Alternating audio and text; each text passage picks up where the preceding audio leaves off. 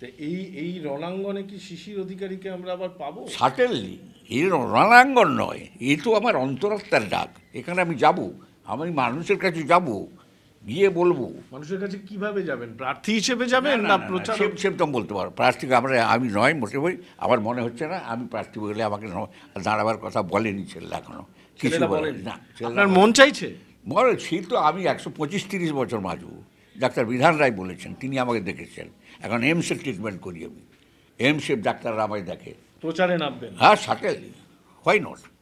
আমার অভিজ্ঞতা, আমি এই মানুষগুলোকে চিনি, পা থেকে মাথা পর্যন্ত জানি। হ্যাঁ, ডাল ভাত খেত কি, শাক ভাত খেত কি, মাছ ভাত খেত কি, মাংস ভাত খেত, সবই দেখেছি আমি, সবই দেখেছি। হ্যাঁ, লোকে এরা গল্প করে টালির চালা, হাওয়াই চটি, এসব কথা বাদি দিয়ে যদি আমি বলি, অন্য কথা আছে। সে কথা যদি আমি বলি, বাংলা অনেক শেষ হয়ে গেছে।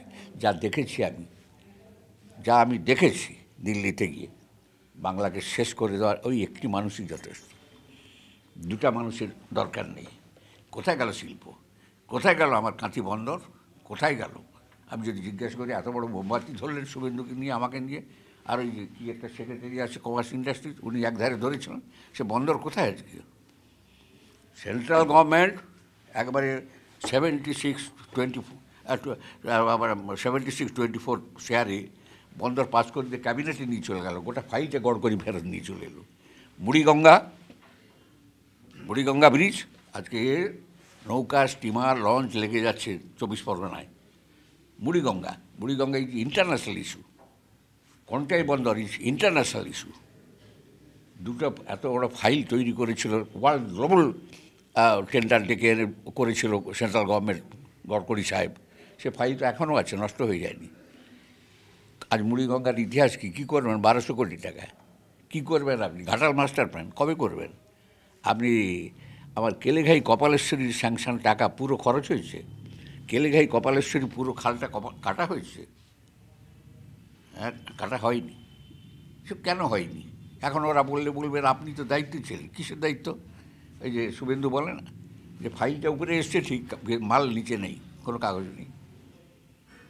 করেছেন উনি এককালে। শুভেন্দুকে দেখতে না বলেছেন, প্রায়োরিটি দিতে ডিএমকে না বলেছেন, এসপিকে না বলেছেন, কিন্তু সুচির বাবু কিছু বললে শুনবেন বলেছেন। কিন্তু এ তো কখনো হয় না। যেমন ডবল ইঞ্জিনের কথা আজকে বলছে বিজেপি, তেমনি আমিও বলছি যে আমাকে বাঁশ দিয়ে উপর দিকে বেশি তুলে কোনো লাভ নেই। আমি তো ছেলে, মেদিনীপুরের ছেলে। একটা বাঁশ, একটা হাঁস, একটা ছেলে, এক নিচুমি জায়গা, এর মায়া মমতা আমার আছে। ছেলেই আপনার কাছে সব।